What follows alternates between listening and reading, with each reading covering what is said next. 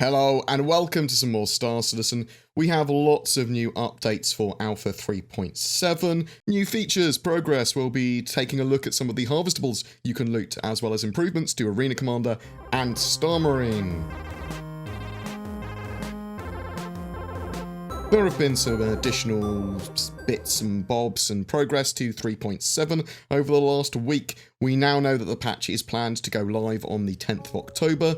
3.7, however, is currently with the EVOCATI, but should be going to first wave PTU probably next week. That's my expectation there, just from a time point of view.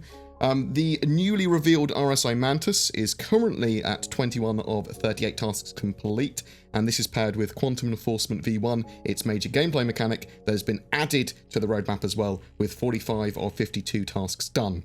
The ability for players to interdict AI or player-piloted ships, it pulls them out of quantum travel, and the feature allows you to utilize the quantum enforcement device, which is embedded in certain ships, it says. I was expecting it to just be the referred to as the Rsi Mantis, being able to use it, but it says embedded in certain ships to interdict AI or player-piloted ships. This quantum enforcement device can create a snare capable of knocking ships out of quantum travel and a dampening field capable of preventing further quantum travel in the area. The roadmap roundup refers to the Mantis and the quantum enforcement mechanic being added during the 3.7 patch cycle. Hopefully that means live, but what do you think? The Banu Defender, caves, and ship rentals have gone into polishing in preparation for the launch of the patch. They've also added the Max Flex rucksack, core torso armor that helps support harvesting gameplay. So this is going to give you a larger inventory for the FPS harvestables and lootables. The weapons team recently reprioritized and shifted the weapon schedule around, which has caused several changes across the roadmap. The Bearing P6 LR ballistic sniper rifle has moved from 3.9 to 3.8, so it's come forward. The Klausen Warner sledge or mass driver revision has moved back from 3.8 to 3.9. The Bearing GP33 grenade launcher has moved from 3.8 to 4.0. That is a shame. I do want those more interesting sort of like explosives. The verified off-world laser technologies parallax assault rifle has been temporarily removed from the roadmap while they work out exactly where it's going to land. Harvestables. So in 3.7, there's going to be various biological harvestables for you to pick up, collect, and sell. In Jump Point, they were actually listed. There's Golden Medmons and Pitambu. If I get any of these wrong, which I will, then feel free to go mad at me in the comments. Those two are edible flora, but obviously they are also sellable. There's Revenant Pods, which the pollen of that is used as a component of Ultratoxin, a drug in game. There's Amushi Plague, a lichen that rapidly spreads, hence its name.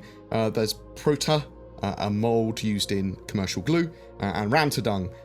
That's dung from a large isopod-like crustacean. It contains a unique bacterial biome that is desirable for research purposes. We know there's a lot more commodities. We know there's going to be other lootables in caves from man-made objects, but also there's going to be the sort of like rocks and nodes that you can mine, FPS mine, with the multi-tool and an attachment on that. And with that in mind, there was a sneak peek at the multi-tool for 3.7, sort of like on a stand with all its attachments.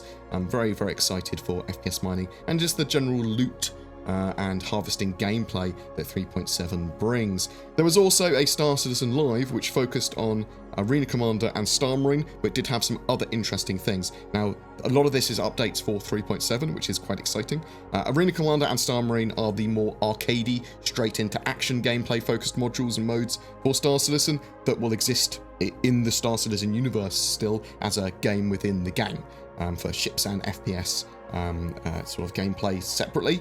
This will be used to test and help balance ships, weapons, armor, gadgets, gear, AI, and more, all for Star Citizen, but is its own separate game mode as well.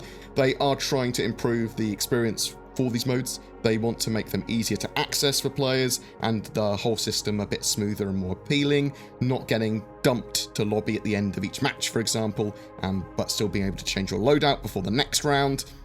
We may see scenarios in the future 2 for both modes, so something more mission-based or more sort of like, well, actually this is a PvE experience and it's based on an event that happened or something like that.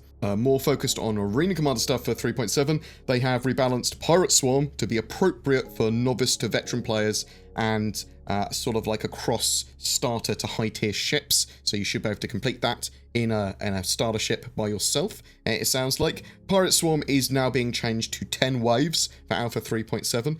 There are new ships and they've rebalanced those waves.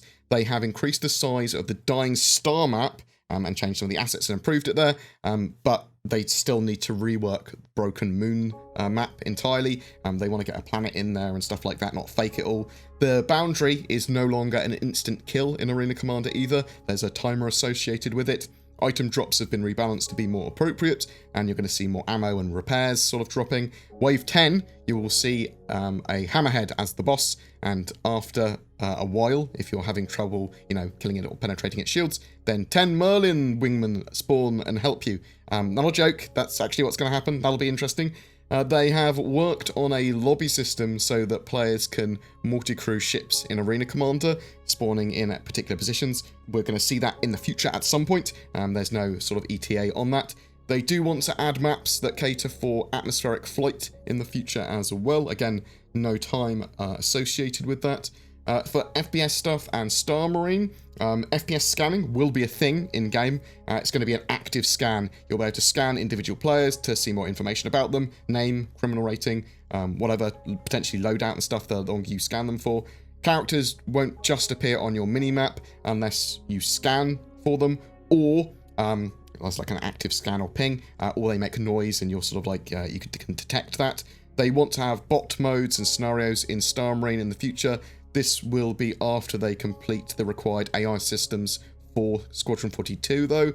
Things like swarm modes and maybe shipboarding in the future as well are not impossible. Ships aren't just ported straight over to Star Marine as levels. Even if they're big, they aren't really balanced for that kind of gameplay as is, so they'd have to work on a mode or a scenario or whatever to get those in the game, for Star Marine anyway. The new Doctor Star Marine map, that's in 3.7, new map there. They have built that in mind for future AI modes. The map is situated on Lear 2 and based 100 years before the current time in the PU. Also, they had to spawn in a full planet for the level, although it's mostly empty. It doesn't strain the server, it's just the way they spawn that sort of object. The map itself is well lit, if a little bright. It has large open areas and caters for fast action at what appears to be changing ranges all over the map. Some interesting sort of areas for that map. Jump assist will be a thing, though Star Citizen is not supposed to be a bunny hoppy Source Engine madness fest of or Titanfall jumping around with jetpacks constantly. SATA Ball isn't currently being worked on. Medical gameplay is going to change the way Star Marine plays, with healing and reviving being options rather than respawning. And that's about it for this week's news and updates. If you want to look at what was said in Inside Star Citizen and a bit more information on that, I'll link my Star Citizen Insider video down below. But do you have any questions? Are you excited about 3.7's features and it nearing release? Whatever your thoughts, I'd love to hear from you in the comments below. We've got an Anvil Carrot giveaway this month. Just make sure that you comment on any of my videos made during September to be in for a chance of winning that. This ship was donated by the organisation Ultra. More details of the giveaway and that organisation down below. I'm also shilling for Shadow. They provide a service so that you don't need to have your own gaming PC. You literally use the power of the internet to remote access one effectively, and then you can use your phone or trashier PC or whatever to connect to that, and then that can give you a great gaming experience. There's also NordVPN if you're looking for a VPN. I really love Nord. They're very, very inexpensive, and they give you a lot more power than a free VPN would when it comes to security and being anonymous. Use the code BoredGamer if you're interested in using any of those services. You'll get discounts. Also, just down below, there's links to help support the channel. If you want to be a Patreon, if you want to be a YouTube member, it all really helps. But sharing videos, feedback, all of that sort of jazz really helps me too. Thanks very much for the love, guys. You take care, and I'll see you in the verse.